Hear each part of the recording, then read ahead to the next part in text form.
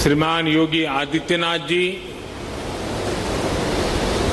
केंद्रीय मंत्रिमंडल के मेरे सहयोगी श्री ज्योतिरादित्य सिंधिया जी,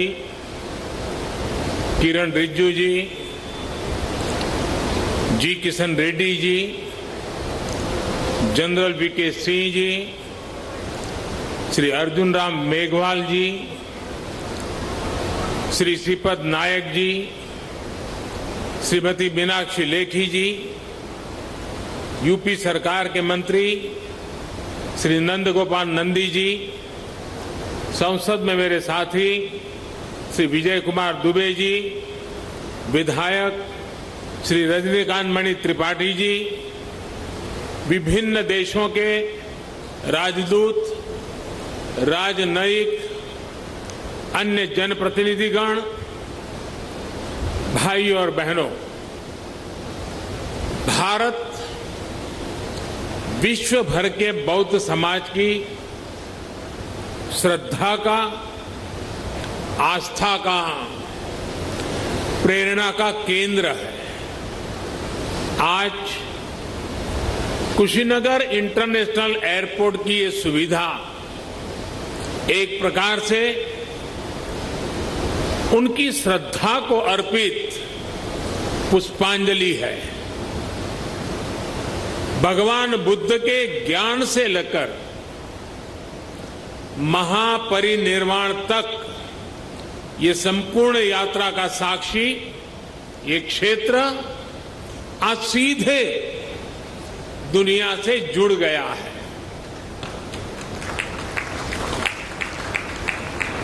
श्रीलंकन एयरलाइंस की फ्लाइट का कुशीनगर में उतरना इस पुण्य भूमि को नमन करने की तरह है।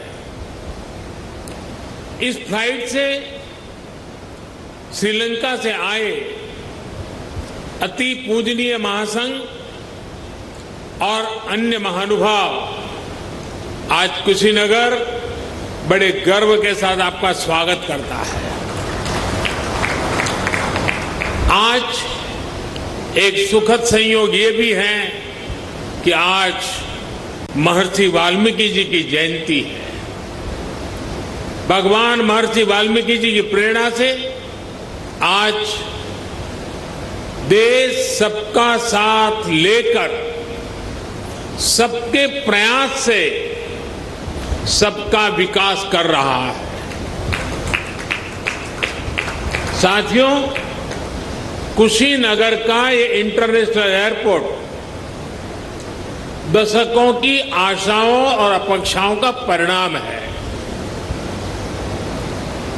मेरी खुशी आज दोहरी है।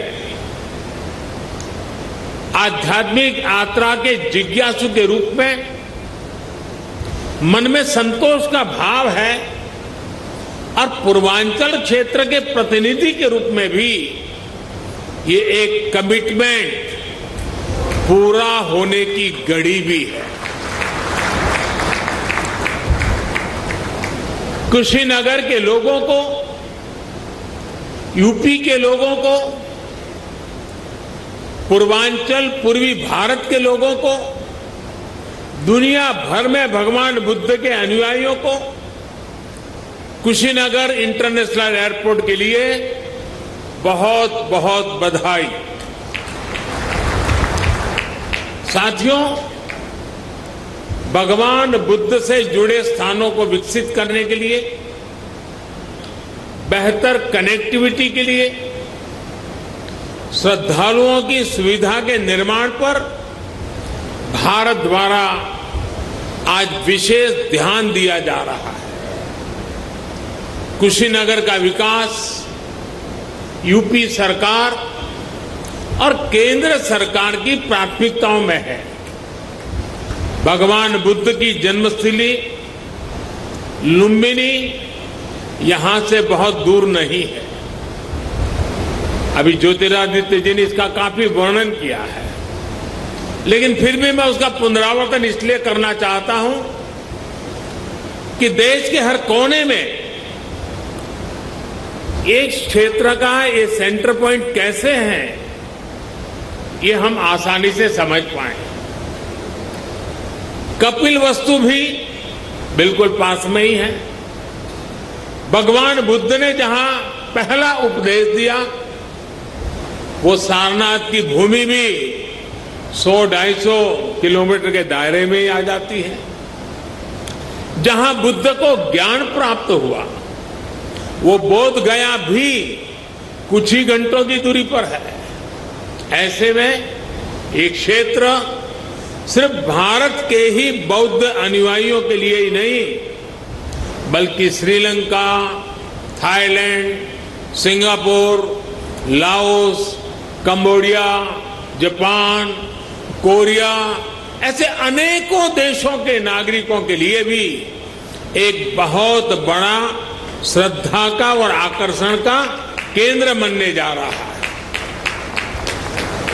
भाई और बहनों, कुशीनगर इंटरनेशनल एयरपोर्ट सिर्फ एयर कनेक्टिविटी का ही एक माध्यम नहीं बनेगा, बल्कि इसके बनने से किसान हो, पशुपालक हो, दुकानदार हो, श्रमिक हो, यहां के उद्यमी हो, सभी को इसका सीधा सीधा लाभ मिलता ही है।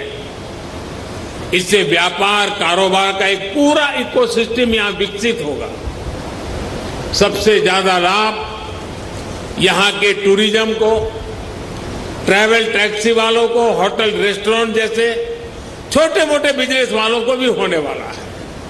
इससे इस क्षेत्र के युवाओं के लिए रोजगार के भी अनेक नए अवसर बनेंगे। भाई और बहनों, पर्यटन का कोई भी स्वरूप हो, आस्था के लिए, आनंद के लिए आधुनिक इंफ्रास्ट्रक्चर इसके लिए बहुत ज्यादा जरूरी है। ये उसकी पूर्व शर्त है। Infrastructure, rail, road, Airways, waterways, infrastructure का ये पूरा स्ट्रक्चर, उसके साथ साथ hotel, hospital, internet, mobile connectivity का इंफ्रास्ट्रक्चर, सफाई व्यवस्था का, सीवेज ट्रीटमेंट का प्लान, ये भी अपने आप में वही इंफ्रास्ट्रक्चर है। साफ पर्यावरण सुनिश्चित करने वाली रिन्यूएबल एनर्जी का ये सभी आपस में एक दूसरे के साथ जुड़े हुए हैं।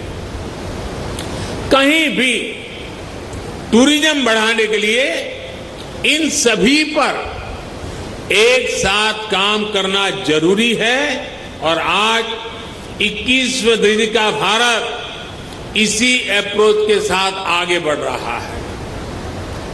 टूरिज्म के क्षेत्र में अब एक नया पहलू भी जुड़ गया है। वैक्सीनेशन की भारत की तेज गति से प्रगति दुनिया के लिए एक विश्वास पैदा करेगी कि अगर टूरिस्ट के रूप में भारत जाना है, किसी कामकाज से भारत जाना है, तो भारत व्यापक रूप से वैक्सीनेटेड है और इसलिए वैक्सीनेटेड कंट्री के